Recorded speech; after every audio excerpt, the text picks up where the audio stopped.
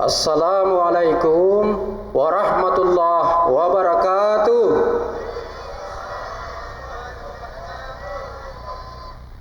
Alhamdulillah, puji syukur mari kita panjatkan kehadirat Allah Subhanahu wa taala, Tuhan yang Maha Esa, karena atas rahmat dan kasih sayangnya lah kita dapat berkumpul dalam acara tabligh akbar sebagai bagian dari rangkaian kegiatan Pesona Budaya Mapandre Ritasie yang juga dalam rangka memperingati hari jadi Kabupaten Tanah Bumbu. Salawat dan salam senantiasa pula kita haturkan kepada junjungan kita Nabi besar Muhammad sallallahu alaihi wasallam, para keluarga, sahabat, dan tentunya kepada seluruh pengikut beliau hingga yaumil akhir.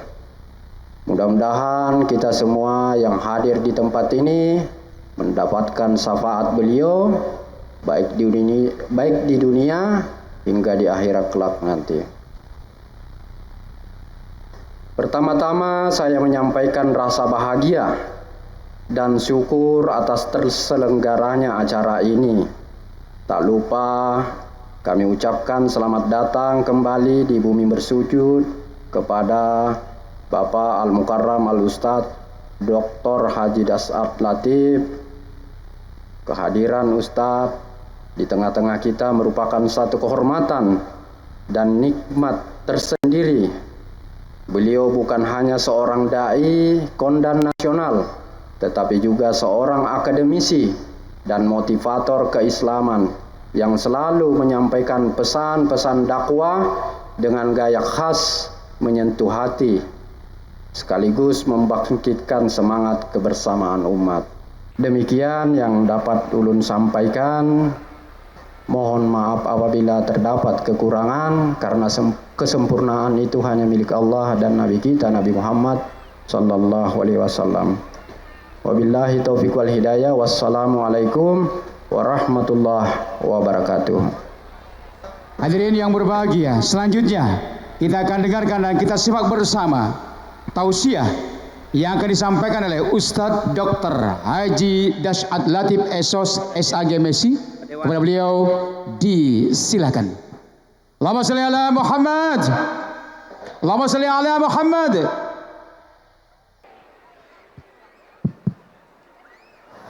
Assalamualaikum warahmatullahi wabarakatuh.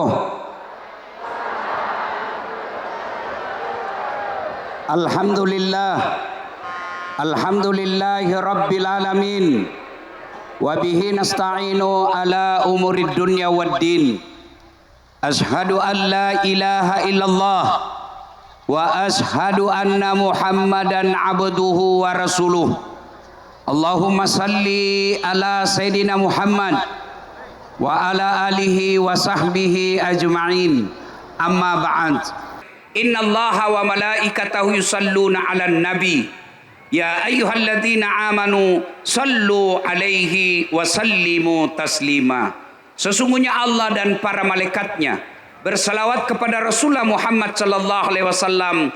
Maka wahai orang-orang yang beriman, bersalawatlah kalian kepada Rasulullah dengan sebaik-baik salawat. Sadaqallahul azim, maha benar Allah dengan segala firman-Nya. Bapak Ibu saudara-saudara sekalian teristimewa yang kita hormati, Bapak Bupati Kabupaten Tanah Bumbu, Bapak Haji Andi Rudi Latif SHMH, yang insya Allah dimuliakan dan dirahmati Allah Subhanahu wa Ta'ala. Saya mau cerita, bisa enggak? Tapi ini bukan sinetron. Ini kisah nyata yang akan menjadi latar belakang Hari Raya Islam yang sebentar lagi kita rayakan. Yang hari ini umat Islam sebagian termasuk orang Indonesia sudah sampai ke Tanah Suci untuk merayakan hari haji. Saya mau cerita, bisa Ibu?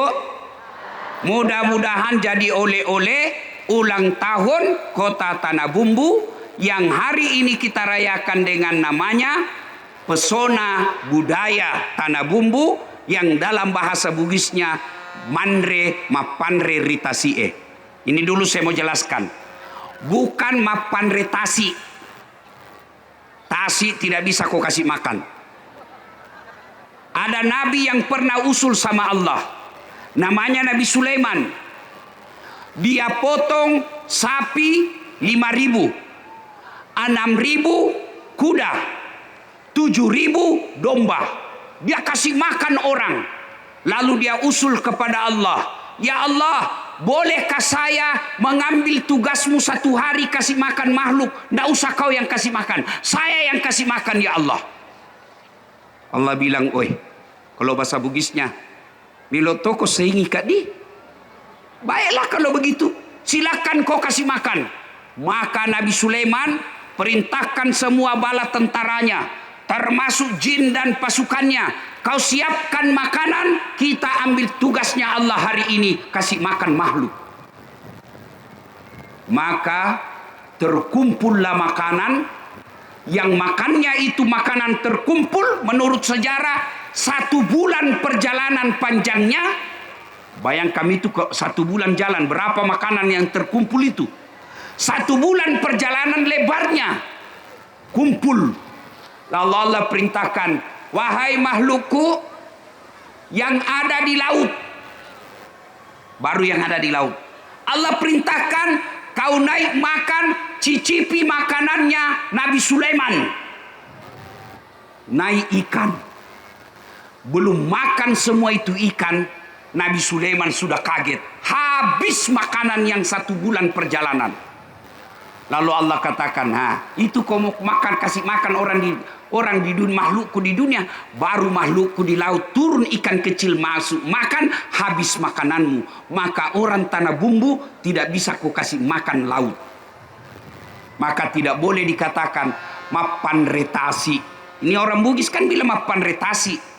Itu zaman dulu, waktu kita belum tahu dakwah, orang tua kita bilang mapan retasi. Maka karena sekarang kita sudah punya ilmu, anak-anak kita sudah pada sarjana, anak-anak kita sudah pada jadi ulama, anak-anak kita sudah jadi penghafal Quran, mapan retasi kita ganti dengan kalimat yang benar, mapan retasi yang artinya memberi makan orang yang ada di pesisir laut. Itu perintah agama, namanya sedekah. Nabi Ibrahim alaihi salam kaya, hebatnya dermawan. Yang banyak kaya pelit, yang banyak kaya seke. Nah bilang orang di kampungku kikirigalla paku jambatang. Ini Nabi Ibrahim kaya dermawan.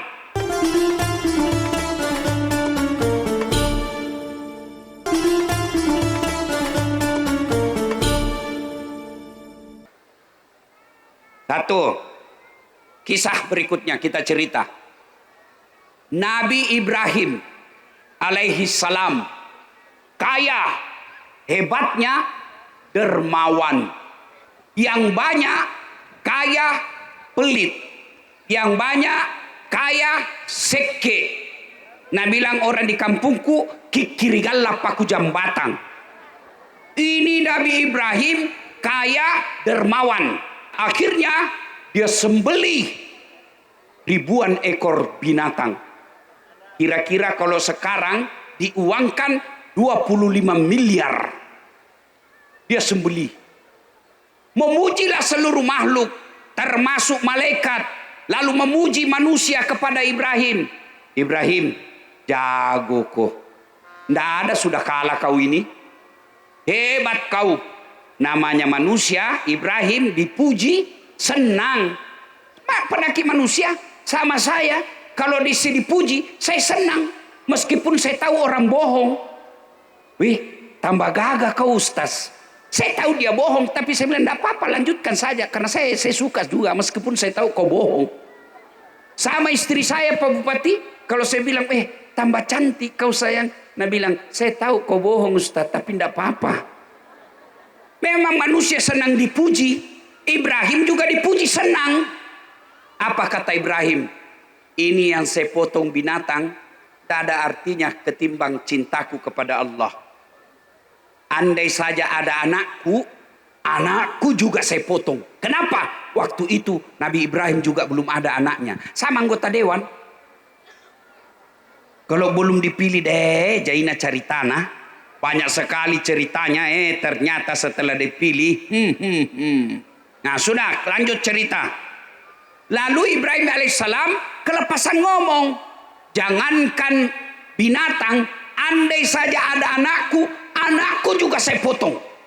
Karena ternyata waktu itu Ibrahim alaihissalam tidak ada anaknya. Ringkas kisah, setelah lama tidak ada anaknya, Siti Sarah istrinya Ibrahim berkata, "Bang, kamu kan nabi, perlu ada penerus perjuangan. Tidak ada anakmu, menikah lagi kau bang, supaya kau punya keturunan." Masya Allah. Bapak-bapak, enak benar kalau kita dikasih tawar istri macam ini Mak bene no, merdeka. Tapi apa kata Ibrahim alaihissalam? Nggak usah, nggak tega saya. Kalau nggak punya anak nggak apa-apa. Inilah takdirku. Dipaksa, kau kawin bang, nggak mau saya. Kau nikah, saya nggak mau. Luar biasa.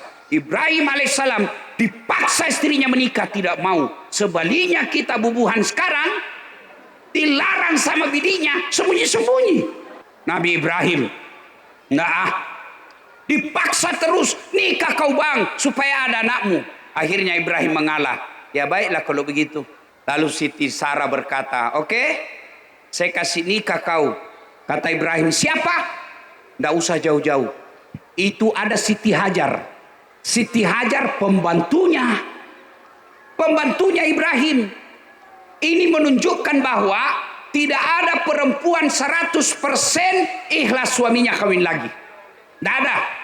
Kalau Siti Sarah ikhlas, meskinya dia bilang, silakan kau menikah, cari siapa yang kamu mau. Tapi ini dia bilang, jangan jauh-jauh, pembantumu. Siti Hajar itu kulit hitam. Lalu menikah. Setelah menikah dengan Siti Hajar, dengan izin Allah, hamil Siti Hajar. Hamil pula Siti Sarah. Lalu Siti Sarah berkata, cemburu dia. Bang, saya tidak mau tahu. Suruh pergi itu istrimu. Bagaimana caranya? Nah kau yang suruh saya menikah. Pokoknya saya tidak mau tahu. Akhirnya Ibrahim alaihissalam dengan istrinya Siti Hajar lahirna anaknya namanya Ismail alaihissalam. Inilah keturunan kita orang Islam. Sementara Ibrahim alaihissalam dengan istrinya Siti Sarah lahirlah anaknya namanya Ishak alaihissalam. Inilah keturunannya orang Yahudi. Ketika Siti Sarah melahirkan, Siti Hajar melahirkan Ismail. Ismail lagi lucu-lucunya. Tidak disebut dalam Quran berapa jumlah umurnya. Cuma Quran mengatakan Ismail waktu itu sudah pandai membantu bapaknya. Sudah pandai disuruh-suruh. Kira-kira 13-14 tahun. Lalu tanggal 8 Zulhijjah. Mimpi Ibrahim.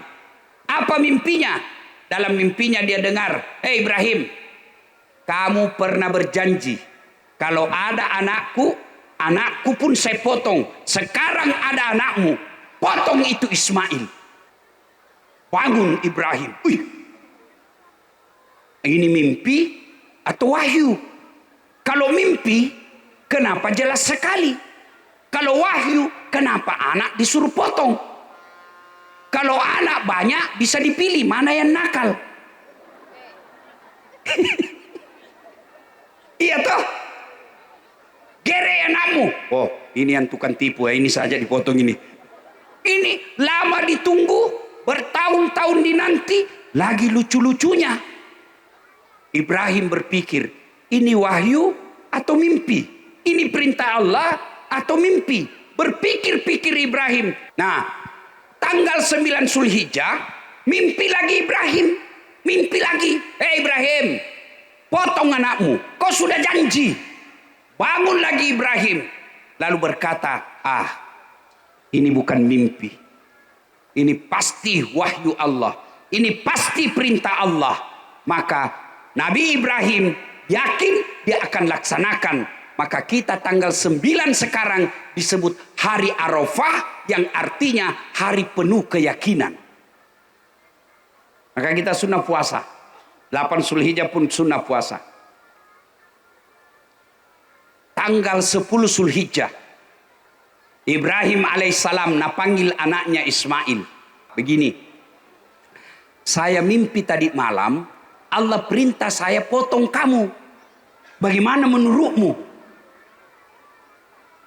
Kira-kira Pak Bapak dan Dim, Bapak-bapak semua yang ada di sini, kalau Bapak ngomong begini kepada anak, kira-kira apa jawabannya anak milenial?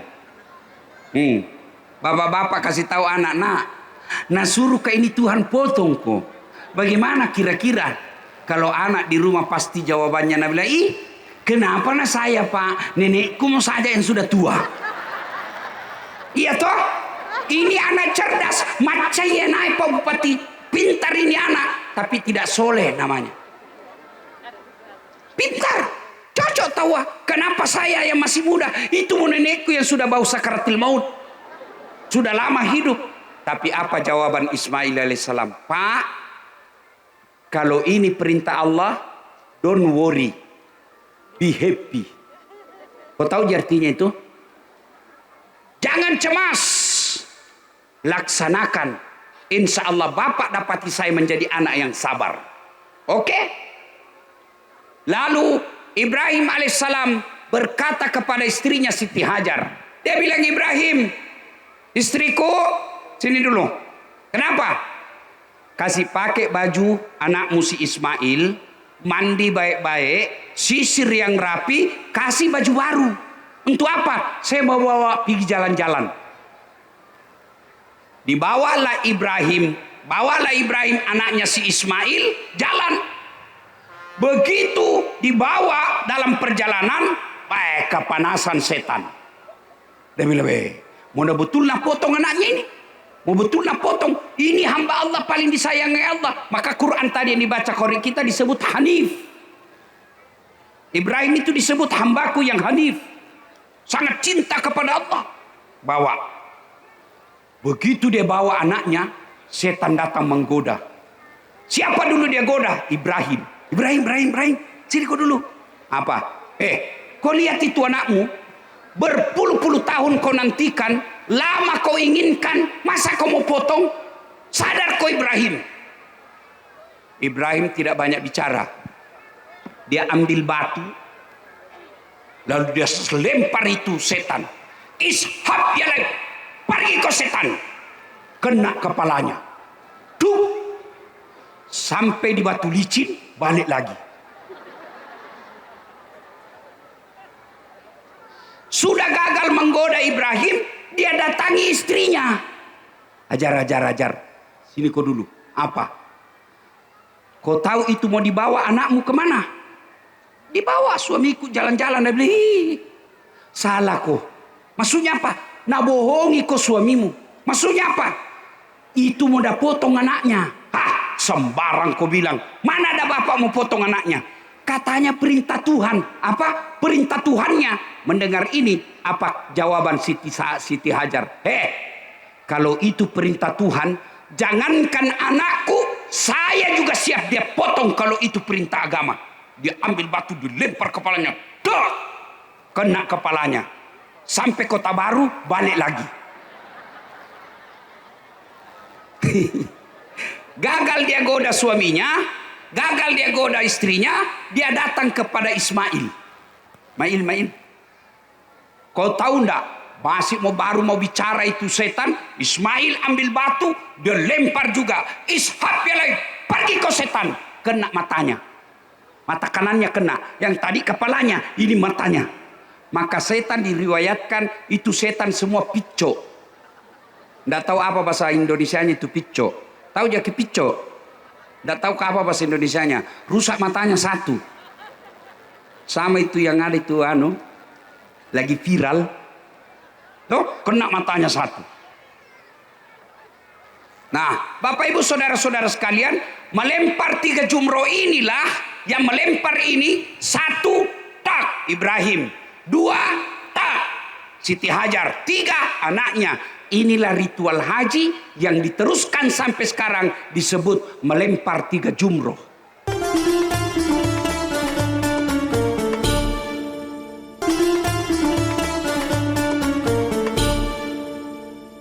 Selesai, dibawalah itu. Kalau Bapak Ibu pernah ke Tanah Suci, haji atau umroh, biasanya kalau kita selesai dari Padang Arafah, kan dibawa gitu jalan-jalan sama mutawif atau pembimbing. Di atas bus dibilang, sebelum masuk istana, sebelum masuk arena Mina, biasa itu pembimbing bilang atau mutawif bilang, Bapak Ibu jamaah, di depan kita sebelah kiri, sebelum istana raja, ada pos-pos di atasnya. Itu tempatnya Ismail ditidurkan. Tidur Ismail. Pas Ismail mau digerek, Ismail bilang begini, Pak Bupati, Bapak, sebelum kita potong kak, tutup matata. Bapak tutup matanya. Kenapa nak? Nanti Bapak tidak tega. Oke? Apalagi permintaanmu nak? Pak, tolong nanti kalau Bapak sembelih saya dipotong, tolong ikat kaki dan kakiku. Ikat kakiku sama tanganku. Kenapa? Saya pasti meronta-ronta kesakitan. Apalagi nak? Pak, tolong nanti kalau kita potong saya, pakai pisau yang paling tajam supaya saya tidak lama menderita. Apalagi nak? 3, 4 permintaan keempat, Pak, tolong nanti bajuku jangan kena darah. Kenapa? Karena kalau kena darah, dia lihat nanti mamaku kasihan. Apalagi nak? Permintaanku terakhir, Pak, tolong nanti kalau saya sudah meninggal, jangan ada anak-anak lewat seperti usiaku depan rumah, supaya mamaku tidak ingat saya. Baik, diikat, tutup matanya. Ibrahim ambil golok, parang,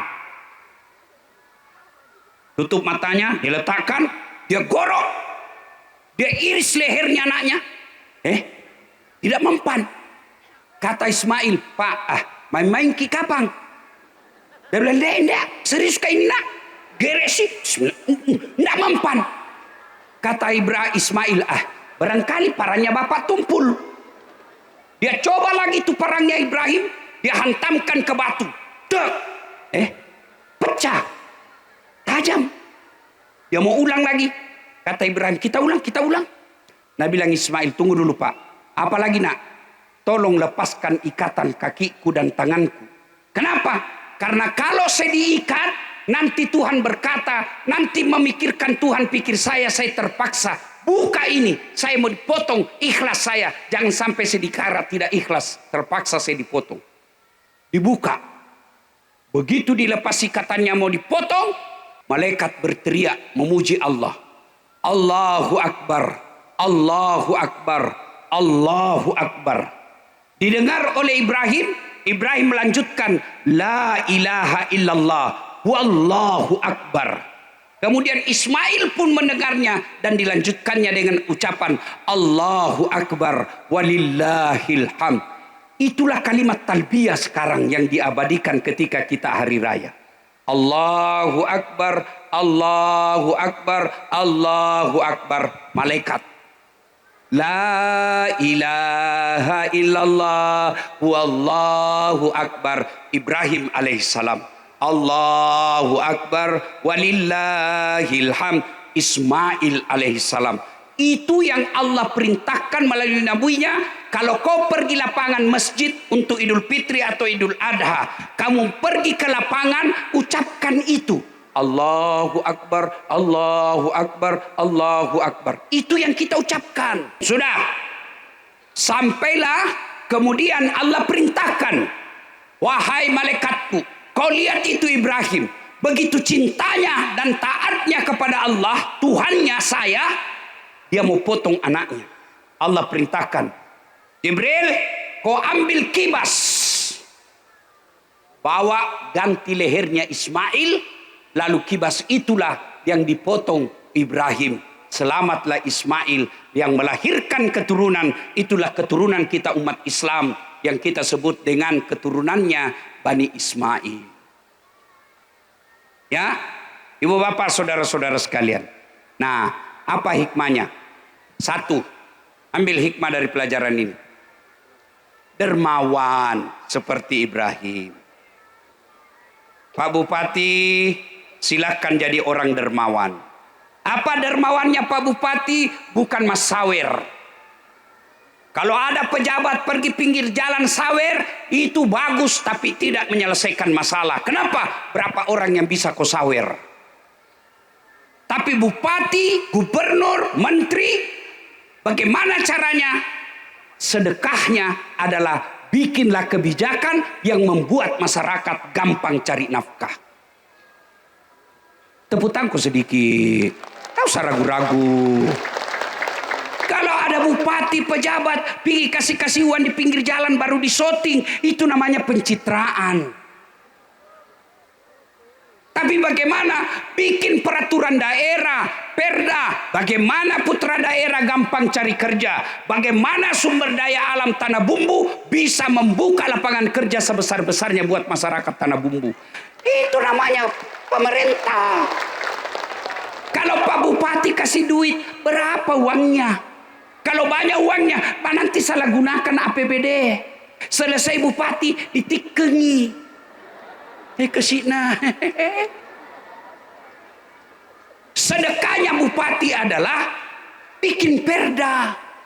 Sedekahnya anggota DPR bukan bagi-bagi uang. Apa sedekahnya? Kau bikin peraturan daerah, menyampaikan aspirasi masyarakat. Jangan kalau kau di demo hilang. Itu sedekah. Apa sedekahnya polisi? Bukan bagi-bagi uang. Apa sedekahnya? Ciptakan ketentraman, keamanan masyarakat. Itu dah sedekah. Apa sedekahnya ulama? Ilmunya. Dakwah kau yang bikin senang-senang orang. Jangan kau ceramah saling menyerang. Jangan kau ceramah nyakiti orang. Jangan ceramah menyalah-nyalahkan. Karena ada juga itu ustadz. Kayak dia panitia hari kiamat. Sangin bid'ah saja nak bahas. Seolah-olah hanya dia yang boleh masuk surga. Tidak mau berbeda pendapat. Dakwah mulai dari salam pertama sampai terakhir neraka terus dia cerita. Kau dibanting, ditusuk pantatmu, dilipat, ditusuk matamu. Kata anak muda yang tidak usah pikir ceramah deh bikin takut-takut. Ada juga itu ustadz sombong yang seolah-olah hanya dia yang benar. Tidak. Apa mau sombong para ustadz? Saya ini bu, saya bisa begini bukan karena tinggi sekolahku. Saya bukan begini hebat. Kenapa? Karena ada yang nonton. Coba bayangkan kalau saya dibikinkan panggung begini. Mewah, hebat. Tapi tidak ada yang nonton. 1 jam saya berapi-api. Tidak ada yang nonton. Dewan Pak Bupati. Sudah lama sakit itu dasar. Jangan sombong. Ayo, Bapak Ibu Saudara-saudara sekalian. Dermawan. Dan kita yang punya uang, sedekah dengan duit kita. Bagi mereka yang kaya, sedekah dengan duit. Kalau ini diamalkan, insya Allah tidak ada orang di Tanah Bumbu peminta-minta. Orang kaya keluarkan zakatnya. Ibu-ibu yang kaya bantu tetanggamu yang miskin. Karena bagaimanapun hartamu yang kau miliki adalah yang telah kau belanjakan di jalan agama Allah. Yang ada di rumah belum tentu kau punya. Besok mati mendadak orang lain yang miliki. Maka saya tanya ini, banyak ibu-ibu yang punya emas di sini? Ada ibu? Ada ibu? Yang banyak emasnya ini. Kau orang Bugis itu kan kuat beli emas. Iya toh? Kada menahan. Jujur kalau banyak betul emasnya. Bu, kalau ibu meninggal, siapa yang pakai emasnya bu? Anak, istri kedua, kawin lagi suami. Waktu ibu meninggal dia kasih keluar cincinmu. Ini cincin kawin dulu. Nggak mau keluar, nak kasih sabun. Sudah keluar cincinmu, nak ambil lagi gelangmu. Ini dulu hari pernikahan. Ku belikan kau tu umroh emas Dubai. Nak ambil lagi kalungmu. Ini dulu waktu ku belikan kau main red dan le kesih. Terakhir nak ambil gigi palsumu.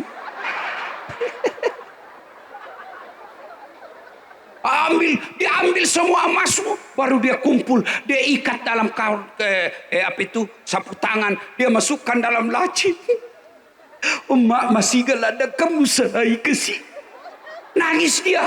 3 bulan kemudian ketemu teman SMA na sudah janda. Nah lupa itu tadi hidup semakin. Nah ambil kalungnya yang sudah dibungkus sambil senyum. Dia datangi bawakan itu janda. Dia bilang, "Dek, ini mantan istriku sudah mati. Ambil saja ini emas."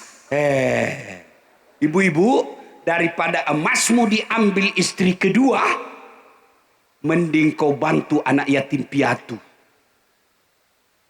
Ya Bu, percaya kalau ibu mati pasti suamimu kawin lagi. Oh, dia dengarlah istriku ini Bu, ceramahku dia nonton di YouTube. Dia bilang, "Ustaz, jadi kalau saya duluan meninggal, Ustaz mau kawin lagi. Saya pelui baik-baik Bu." Saya bilang, "Sini Ki dulu sayang." Saya bilang, "Dengar kau baik-baik sayang nak. Jangankan meninggal, masih hidup kau saja. Nah saya selalu berpikir kawin lagi. Apalagi kalau kau sudah mati." Bujur kalau? Ya Pak. Dia bilang, "Temanku, jahat betul itu tetangga saya Ustaz. Kenapa? Baru 3 bulan istrinya meninggal, belum lagi kering kuburnya, dia kawin lagi Ustaz." Saya bilang, "Lebih hebat temanku, masih hidup istrinya dia kawin." Ya Pak, daripada bapak perhiasannya diambil nanti anak mantu, lebih baik kau sedekah.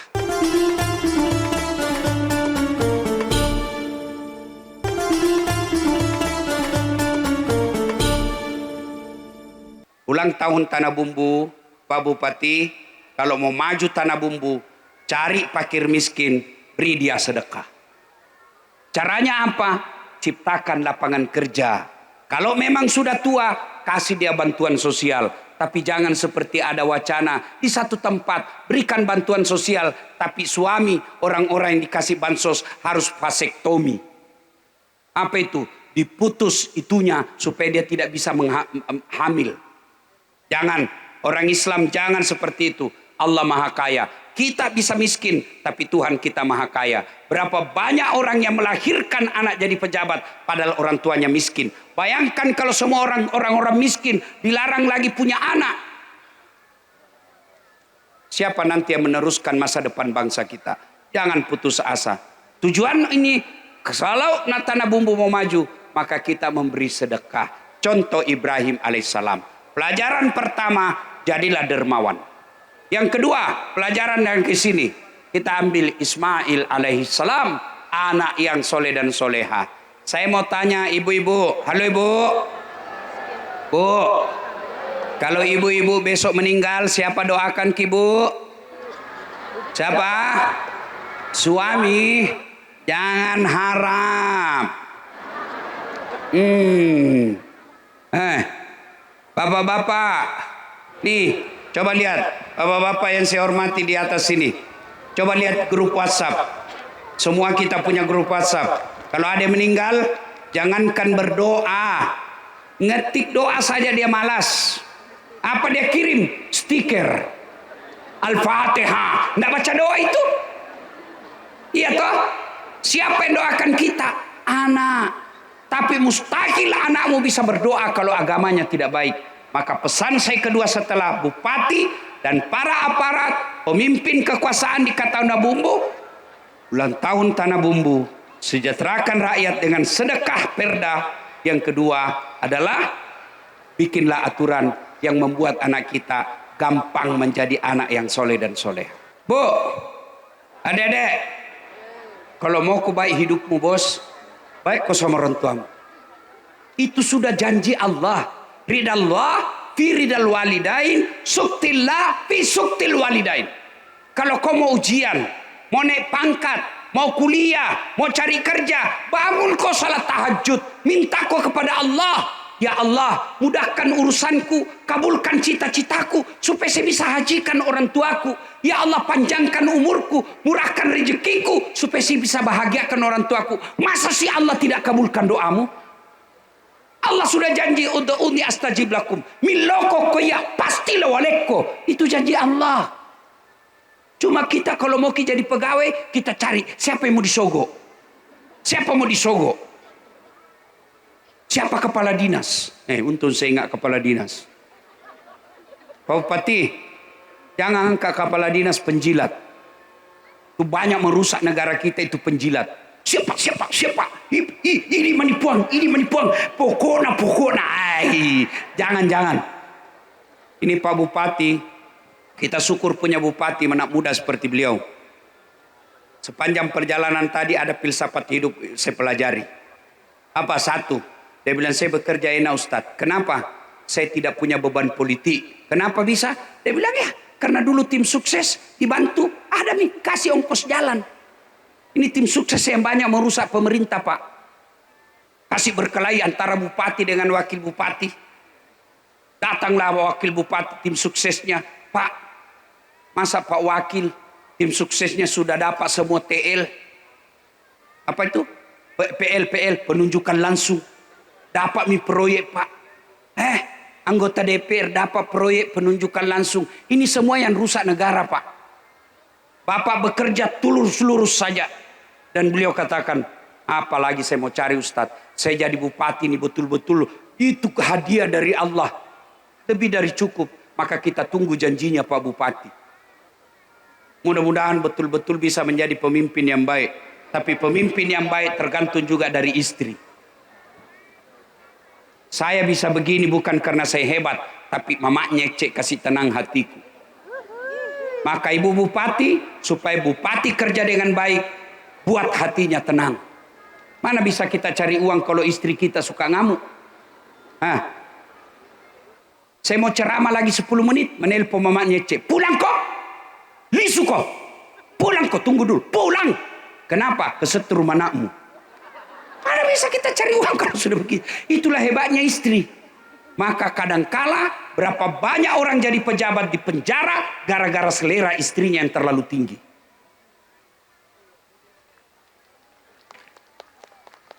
Maka ibu-ibu, sayangi suamimu. Ini kisah Ismail dan Ibrahim itu kan salah satu sifat yang ketiga, itu hikmah yang ketiga adalah punya rumah tangga yang bahagia. Rumah tangga yang bahagia. Bahagia itu tidak mesti banyak uang.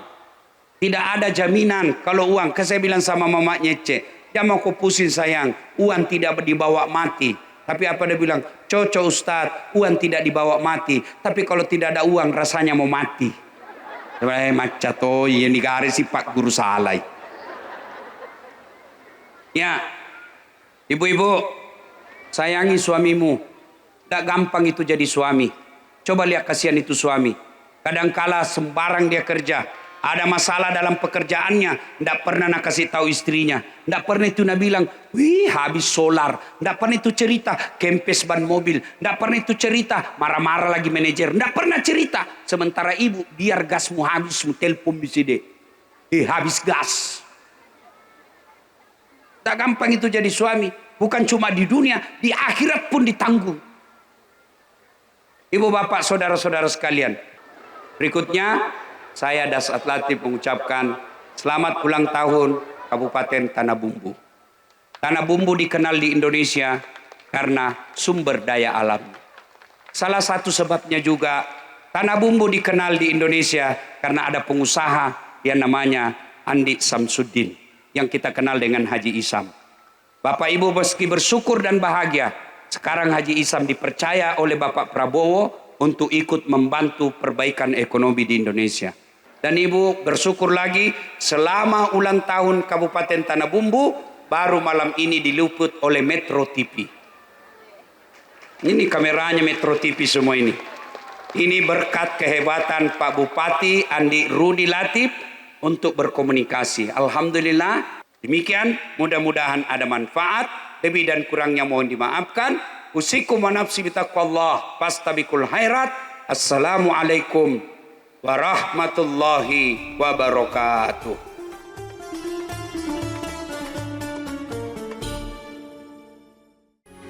Metro TV